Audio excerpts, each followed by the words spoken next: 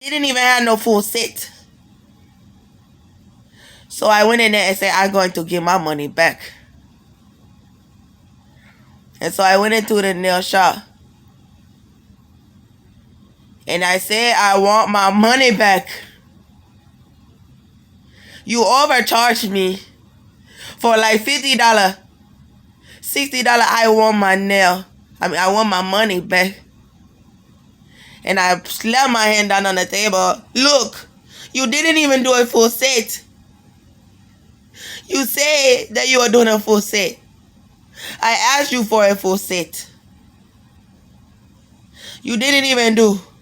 And you charged me all that money. You charged me $75. And then the Chinese man, he didn't want to give me back the money. He was Asian. Not Chinese, they were Asian. And he didn't want to give me back the money. He started to try to run. And then black men go after he. I go after he. But he tried to fight me though, because I asked him back for the money. In this dark alley. Living room alley. Cause that's what it was. It was like a living room, but it was like an alley. Where there were trash cans and all kind of stuff. And dusters and some poisoned meat and food and all of that. And fish. And there was in the girls was all in the nail shop doing the nails all in there in the light. But outside it was dark. And then so he tried to take me and kill me right there. Because I told he tried to run and then tried to take me and fight me right there. And tried to like dump my head into something. And then he ended up being the one to get hurt by someone black come along.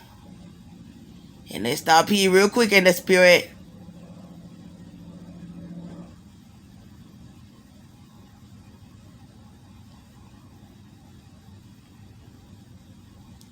But he tried to fight me. Or I tried to fight him. Because I went in there and raised hell in that nail salon. I say when I go in there, I want my money back. Give me my money back. You took my money. You charged me too much. And I slapped my hand down and said, you didn't even give me a full set. So that when the fight started to break loose. But it didn't break loose in the nail shop. It was breaking loose outside. And it had something to do with my food. And there was someone there in the spirit too. While he was trying to fight me. And he had on all black or something like that. And his hair was kind of straight too. And he almost looked like how they got them young Jackie Chan and all of that. But no. He looked like he had a little Caucasian up in him. And so that what happened about the nail. And then I see a little baby hand that's gray and tied up. The baby hand tied up against a wall. But you couldn't see the baby, but you see the hand. And it was coals behind. And the baby turning gray, like almost like ash. But the baby hand going like this, and they're very small, and they look like my little baby boy hand. Or the one in my belly. I don't know. And there was iron around the wrist, keeping the baby up there, and I could not see the rest of the baby body. But I see the color of hell behind, like fire. And I see the baby hand going like this. It's so cute it will look like my baby hen. Or maybe one of these. But it was a baby hen. And I think about my little boy. And there was rod or iron binding him up to the wall. And I don't know what was happening to his body. Or who was doing it. But then I say, for 2 years you deceived me. For 2 years you deceived me. And these people done have my baby boy for 2 years. Cynthia Vera sent me a picture of he.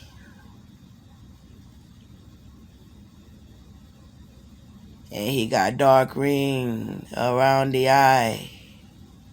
Staring into a computer screen by her front door. Where he always would stay. When he used to cry for me not to leave him there with her. And he's staring into the computer screen like that all day he really got. And when she take a picture, he smile for her. But when he get on the phone with me, I say, hey, baby. He go, hey, mama. I go, babe.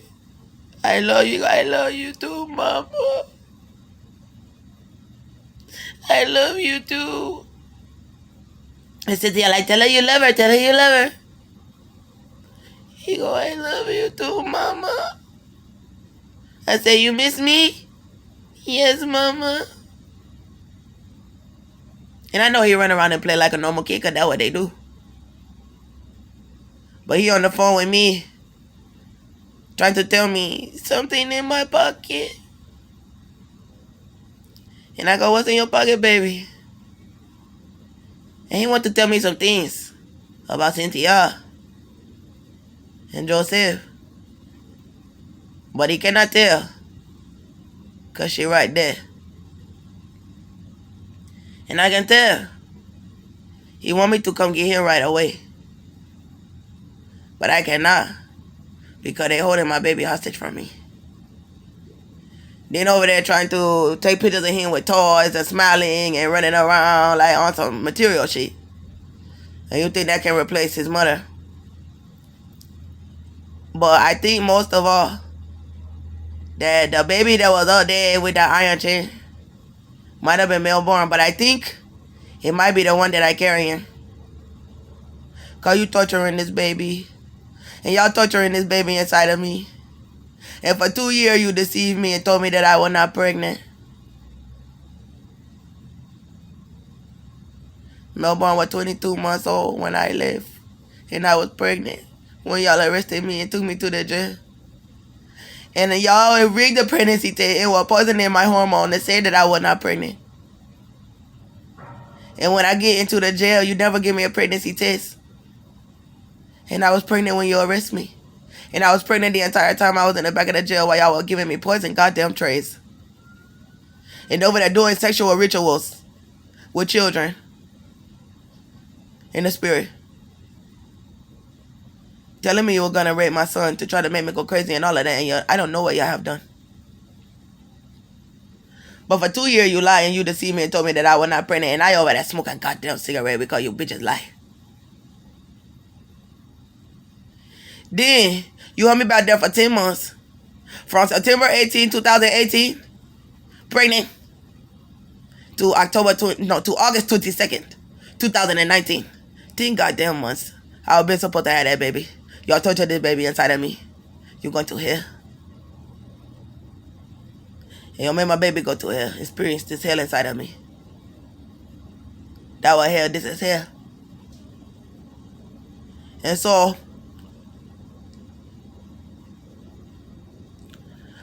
I don't know if Melbourne's still alive. But I hope that he is, because y'all wicked as hell. But the one inside of me is. And so the baby was still alive when I was released from the jail, because it was always moving inside of me. And then August 22nd, I go into people's house. And then they only let me stay there for a few weeks. Tried to do some bullshit to me. Trying to make it seem like I wasn't pregnant. Trying to keep me so goddamn small. That way I would know never food in the house like that or bringing in some temper shit and make me scared to eat that goddamn shit. And sometimes they were fucking with it too. So from August 22nd all the way to August 2019 to now, from the time that you arrested me, September 2018 to December 2020. Today my birthday, December 21st, I'm 30 years old. For 2 years, I was 28 years old when you arrested me, and I was pregnant. And I still pregnant and a baby alive. So for 2 years, you deceived me. Over there lying and said that I wasn't pregnant. Because when I went to, who else I went to for? They wouldn't take me in the Montgomery County Women's Shelter. And they say to me, I couldn't go. They told me that a man had to come and get me from the jail. They told me that somebody had to come and pick me up in order for them to release me. So when they released me, they finally say they'll let me go because none of my sorry fucking family come to get me. And none of my sorry fucking so-called friends come neither. And they never were my friend and I already knew none of my sorry fucking foes come and get me. They wanted to see me go to fucking jail to die. That's what they wanted to see. So they decide, oh, we're not gonna come and get her. So they released me because they fucking had to. I was not guilty and I was up in there pregnant, you motherfuckers. So they released me and I was coming out of the jail on my own. And here comes Sterling Blackjack. Oh, roly-poly, ugly fucking black ass coming up talking about, oh, I was gonna come and pick you up, you lying motherfucker. You were gonna leave me in there with the motherfucker to kill me if no one come. Cause my father was calling him, I was calling him. And my father was involved and no one come to get me. So now I've been released on my own and everybody want to try to fucking kill my child. Or steal it. And torture me. In their home. And he was the first one. So he burned me, he told me I could come to his house because now I don't got no apartment no more because them sorry witches kept me up in that bitch for 10 months and you know goddamn well I wasn't going to have no apartment when I come out. And none of my family show up to pick me up. And here come this man telling me, oh, I can come to his house because he know I don't got nowhere to go. A whole fucking setup. And when I go to his house, they end up doing witchcraft. Got a whole goddamn ball of fucking mosquito to eat me up in the motherfucking house with the door wide open and a whole mop bucket open right there with a mosquito nest right there. The whole goddamn trailer was a mosquito nest and he over there thinking he gonna have sex with me with his nasty fat ass. And I told him no. And he's sitting over getting mad and tried to provoke me and fight me so he could try to call me a mental patient when I fuck his black ass up and then try to have me taking me back to that goddamn jail. Pregnant. And he would have want to took pictures of my belly and seen that I was pregnant and he didn't want to do it. And I said, take pictures of my belly and y'all go after his black ass and get his ass to admit that he did it. He took pictures of my belly when I was released from that jail and you could tell goddamn well I was pregnant. I had him take pictures of it from the front and from the side. And he was in there for assault. And there's rumors that he a pedophile. And he was the first one house I had to go into. And then when he was in there popping pill for his goddamn demons and shit, I never knew that side to him because I didn't know him much at all. All I know is that when Austin was in the prison, all the evil ass people want to start coming around. All the evil women want to start showing up in my door. And then I let your ass in there and you up in there trying to search out iniquity so you can go back and tell somebody some shit about me to try to take my baby from me with your nasty black ass because you ain't shit. And they know who I'm talking to. And I say it right to your goddamn face. And that's what the whole community of their ass was doing. Getting cars and little trifling ass bitch ass houses so they could try to come up in my house and plot on me. To try to throw me down from my high place. Because you bitches was jealous. Jealous of a baby. Wonder why, because y'all a bunch of pedophiles. And he was very handsome. Living around you fuck niggas. And you nasty bitches. But I'll go into more detail about that later. Then I had to go into someone else house because I tell him, drop me out by the Salvation Army because I ain't finna stick around that bullshit. Go take me to get some clothes. Because I went to meet with Shakina. She give me $200. She was supposed to meet me, but she didn't. And she said, oh, well, I got $200 for you. And I said, okay, cool. Like, she going to give me $200 and wash her hand with